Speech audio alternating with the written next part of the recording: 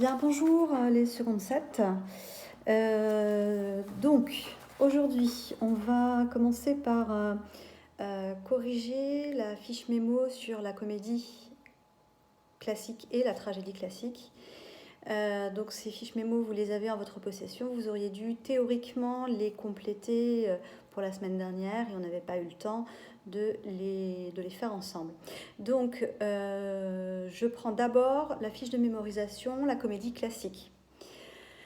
Dans la première colonne, on vous demande quelles sont les 3 sources de la comédie classique. Alors, première source, numéro 1, le théâtre antique, d'accord, avec 2 auteurs qui sont Aristophane et Plaute. Alors, Aristophane, ça s'écrit A-R-I-S-T-O-P-H-A-N-E et Plaute, P-L-A-U-T-E. Deuxième source de la comédie classique, ce qu'on appelle la sotie, S-O-T-I-E, et la farce du Moyen-Âge. Et troisième source de la comédie classique en France, ce qu'on appelle la commedia dell'arte. La commedia dell'arte, c'est un type de comédie qui était pratiqué en Italie. Alors dans ce cas, commedia s'écrit avec 2 M, contrairement au français où il n'y a qu'un seul M, et ensuite dell'arte, D-E-2-L, apostrophe, A-R-T-E. Alors, je passe ensuite à la deuxième question. Quels sont les personnages traditionnels de la comédie ? Les personnages traditionnels de la comédie, ce sont des personnages de condition moyenne, c'est-à-dire des bourgeois, des paysans, des domestiques, éventuellement la petite noblesse. Ensuite, les thèmes fréquemment abordés dans la comédie classique, ce sont des thèmes de la vie quotidienne. Le mariage, l'argent ou encore l'éducation. Les niveaux de langage employés dans la comédie classique, contrairement à la tragédie où on a un langage très soutenu, dans la comédie classique, le langage est courant, voire familier, en particulier dans les farces. La formule latine castigat ridendo mores signifie « elle corrige les mœurs », c'est-à-dire les coutumes, les habitudes, ça s'écrit M-O-E dans l'eau U-R-S, et ça se prononce mœurs, et non pas mœurs, parce que si vous prononcez mœurs, on est dans plutôt une dimension policière, on parle plus de la brigade des mœurs qui s'occupe par exemple des problèmes de prostitution, donc vous voyez que ça n'a rien à voir. Donc castigat ridendo mores, elle corrige les mœurs, M-O-E dans l'eau U-R-S, en faisant rire. Ridendo, vous reconnaissez le rire. Et c'est le but de la comédie classique. Corriger les mœurs, corriger les habitudes, corriger les défauts en faisant rire. Ensuite, je vous demandais par quoi se caractérise le dénouement comique. Le dénouement, c'est la fin de l'histoire, la fin de la comédie. Donc généralement, ce dénouement comique, il se traduit par le mariage des jeunes gens et ou éventuellement la punition des méchants. Ensuite, vous aviez sur les 5 types de comiques, donc là c'est vraiment de la révision, normalement vous connaissez tout ça déjà. Le comique de répétition, d'abord, le comique de geste, donc particulièrement tout ce qui peut dans la farce être coup de bâton ou geste obscène. Le comique de situation, qui correspond souvent au quiproquo, c'est-à-dire qu'on prend quelqu'un pour quelqu'un d'autre. Le comique de caractère, par exemple dans l'avare, eh bien, ce qui est mis en avant, c'est le comique de cet avare qui est son caractère principal. Le comique de langage, enfin, qui correspond aux jurons, aux gros mots, etc. L'auteur le plus célèbre de comédie en France, évidemment, c'est Molière. J'espère que vous savez tous comment écrire son nom. Alors je passe maintenant à la fiche de mémorisation sur la tragédie classique. Normalement, vous aviez déjà des éléments dans votre synthèse sur le théâtre, celle que vous aviez complétée précédemment en cours et que nous avions corrigée jeudi, ou même avant d'ailleurs. Alors, sur la tragédie classique, elle naît à Athènes, A-T-H-E, accent grave N-E-S, on n'oublie pas le S à la fin, au 5e siècle avant Jésus-Christ. L'auteur grec qui va poser les fondements de la tragédie, au 4e siècle avant Jésus-Christ, c'est Aristote, comme ça se prononce, A-R-I-S-T-O-T-E, dans un ouvrage qui s'appelle La Poétique. Alors, petite précision, La poétique, ce n'est pas seulement ce qui traite des poèmes. La poétique en grec, poiesis, c'est la création littéraire. D'accord ? Donc Aristote, dans la poétique, s'intéresse à toute la création littéraire et en particulier à la tragédie classique. Alors cette tragédie classique, elle adopte généralement la forme d'une tragédie en 5 actes et en vers, généralement des alexandrins. Pour la 4e question, quel type de personnage la tragédie doit-elle mettre en scène ? C'est toujours des personnages extrêmement élevés au niveau hiérarchique, soit un héros légendaire, un héros mythologique ou historique. Des rois, des reines, des princes, des princesses, enfin on est vraiment dans l'héroïsme et dans la noblesse, haute noblesse. Quelles sont les 2 valeurs qu'oppose en général la tragédie classique ? Il y a une opposition très nette entre d'un côté le bonheur personnel, en particulier ce qui concerne la passion amoureuse, et de l'autre l'intérêt général, c'est-à-dire l'intérêt de l'État, par exemple. Le niveau de langage, justement, comme je vous disais, contrairement à la comédie, c'est un langage soutenu, ce qui fait que les tragédies classiques sont souvent compliquées à comprendre. Autre point, la force qui domine le héros dans la tragédie classique, c'est la fatalité. Il ne peut échapper à son sort, à son destin, aux dieux qui ont décidé pour lui de ce qui devait arriver. Le dénouement de la tragédie classique, contrairement à la comédie qui se termine bien, eh bien, la tragédie, elle se termine par la mort du héros ou des héros. La tragédie est censée susciter 2 émotions, la peur et la pitié, ou la terreur et la pitié. C'est ce qu'on appelle la catharsis. On a vu ce mot dans la synthèse sur le théâtre. C'est ce qui permet au spectateur de se purifier des passions négatives. Enfin, les 2 grands auteurs tragiques classiques en France, ce sont Racine, comme la racine, et Corneille, comme la corneille aussi. Donc voilà, ça c'était la première chose que je voulais voir avec vous. Ensuite, vous trouverez sur Pronote, quand vous pourrez y accéder, parce que pour l'instant, je sais que sur l'ENT, vous avez du mal à y accéder. Vous allez trouver votre note sur le questionnaire de l'île des esclaves. Donc, je vais corriger rapidement ce questionnaire. Je vous rappelle que vous aviez normalement pour aujourd'hui un exercice d'appropriation à me faire. Je vous rappelle la consigne. Comme Marivaux, imaginez une île où les rôles seraient inversés pour faire prendre conscience aux uns et aux autres de leurs défauts et de leurs ridicules. Décrivez cette île, ses habitants et les règles qu'ils se sont données. Alors j'ai un certain nombre de devoirs qui m'ont déjà été rendus, qui m'ont été rendus le jour J. Donc j'ai celui de Benjamin, j'ai celui d'Emeline, j'ai celui de Jalil, et j'ai reçu celui de Margot et celui d'Anthony. Si jamais vous n'arrivez pas à vous connecter via l'ENT pour m'envoyer vos travaux, vous allez sur mon adresse mail. C'est Audrey, AUDREY, rs.legal, L-E-G-A-2-L, @gmail.com, le tout en minuscule.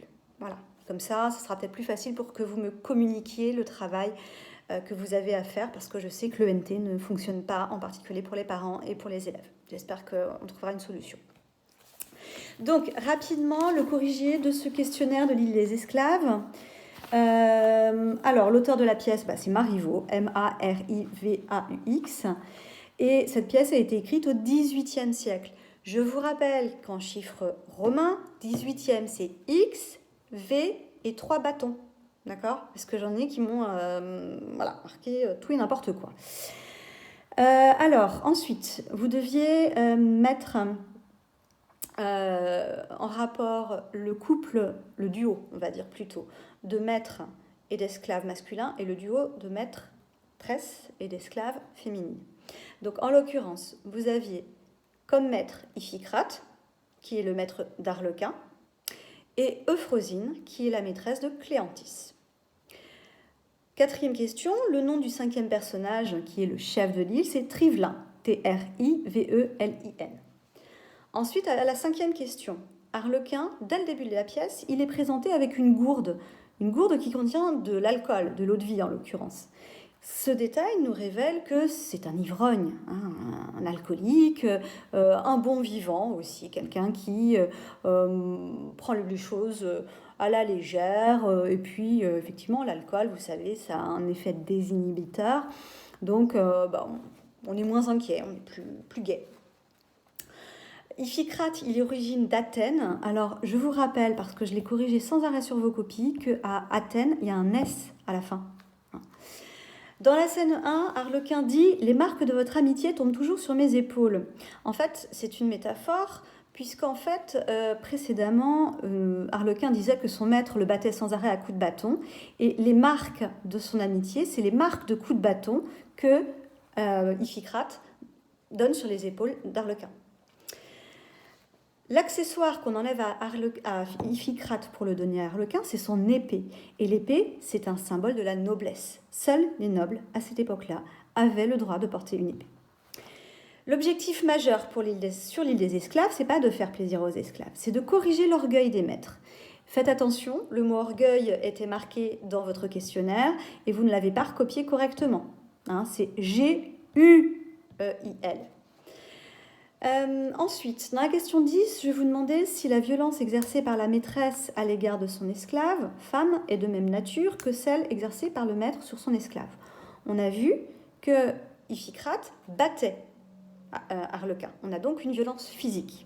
Ce n'est pas le cas pour Euphrosine et Cléantys. Euphrosine exerce beaucoup plus une cruauté morale sur Cléantys. Elle est tout le temps en train de lui faire part de ses défauts, en train de l'insulter, en train de la critiquer, rien ne va, ça ne va jamais. Donc là, on est plutôt effectivement dans une violence morale. Ensuite, la question 11. La première émotion que ressent Cléantys, la nouvelle maîtresse, vis-à-vis d'Euphrosine, c'est de la colère, tout simplement. Elle le dit très clairement, hein.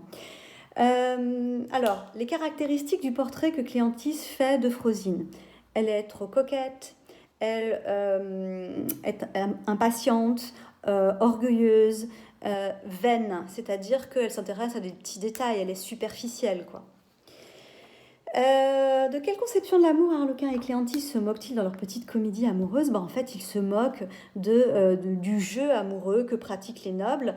Il s'agit d'un amour platonique, c'est-à-dire on va se faire de beaux discours, alambiqués, un peu compliqués, pas très clairs. On va dire son amour, mais sans le dire vraiment, en employant des métaphores, etc.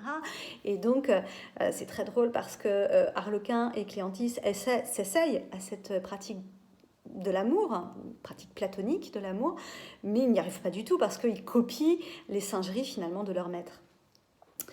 Alors ensuite, la question 14. L'idée qui vient à Cléantys et Arlequin, c'est de tomber amoureux du maître de l'autre.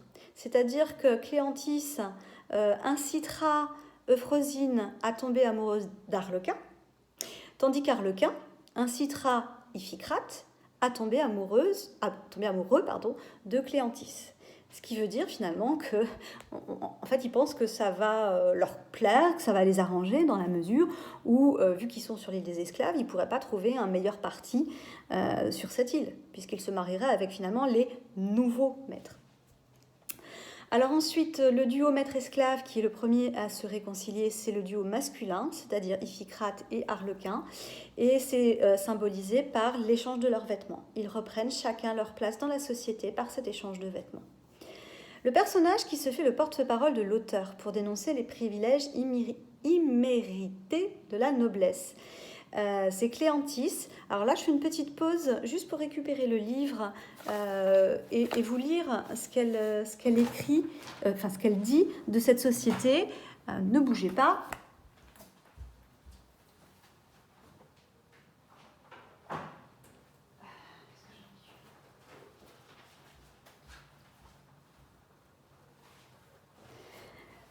Hop, voilà. Alors, elle dit donc, dans cette édition que j'ai moi, c'est à la page 199, on est à la scène 10, donc on est vraiment à l'avant-dernière scène.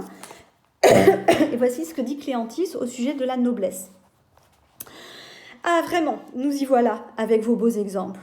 Voilà de nos gens qui nous méprisent dans le monde, qui font les fiers, qui nous maltraitent, qui nous regardent comme des vers de terre, et puis qui sont trop heureux dans l'occasion de nous trouver 100 fois plus honnêtes gens qu'eux. Fi, que cela est vilain, de n'avoir eu pour tout mérite que de l'or, de l'argent et des dignités. C'était bien la peine de faire tant les glorieux. Où en seriez-vous aujourd'hui si nous n'avions pas d'autre mérite que cela pour vous?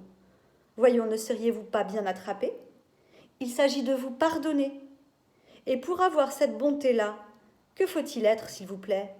Riche? Non. Noble? Non. Faut-il être grand seigneur? Point du tout. Vous étiez tout cela. En valiez-vous mieux? Et que vous faut-il donc? Ah, nous y voici. Il faut avoir le cœur bon, de la vertu et de la raison. Voilà ce qu'il faut, voilà ce qui est estimable, ce qui distingue, ce qui fait qu'un homme est plus qu'un autre. Entendez-vous, messieurs les honnêtes gens du monde? Voilà avec quoi l'on donne les beaux exemples que vous demandez et qui vous passent. Et à qui les demandez-vous? À de pauvres gens que vous avez toujours offensés, maltraités, accablés, tout riches que vous êtes, et qui ont aujourd'hui pitié de vous, tout pauvres qu'ils sont. Estimez-vous à cette heure, faites-les superbes, vous aurez bonne grâce. Allez, vous devriez rougir de honte. Autrement dit, le portrait que Cléanthes fait de cette noblesse est très négatif. La noblesse ne se donne finalement que par un titre hérité, que par de l'argent. Mais les nobles ne sont absolument pas vertueux. Ils ne savent pas ce que c'est que le pardon, ils ne savent pas ce que c'est que la patience, que la tolérance, le respect, le simple respect d'un autre être humain, même s'il est inférieur au niveau de la richesse. Et donc, ça s'oppose à la vision du peuple qui, lui, serait beaucoup plus vertueux, aurait plus de bon sens et plus d'honnêteté au sens de plus de douceur, de gentillesse, de capacité de pardon. Enfin, question 17, Euphrosine promet à Cléanthes, si jamais elle rentre chez elle, et c'est ce qui va arriver, on comprend à la fin de l'histoire, de partager tous ses biens, donc tous ses biens matériels, tout l'argent qu'elle a, toute sa fortune, avec elle. Voilà, donc vous pouvez donc corriger, vous pourrez trouver les réponses à vos questions. Alors, comme je suis bien consciente que cette vidéo, vous n'allez peut-être pas la voir tout de suite, etc., je vous donne à faire le travail, donc l'exercice d'appropriation, pas pour aujourd'hui, mais pour jeudi. D'accord? En revanche, jeudi, je trouvais tous les exercices d'appropriation, soit sur le NT si ça refonctionne, soit sur ma boîte mail à l'adresse que je vous ai donnée précédemment. Alors, ensuite, quelque chose que je vais vous donner aussi à faire, alors peut-être pour jeudi ou vendredi au plus tard en tout cas. Vous allez lire ou écouter, parce que vous trouverez aussi des vidéos sur YouTube, un résumé de la pièce Ruy Blas. D'accord?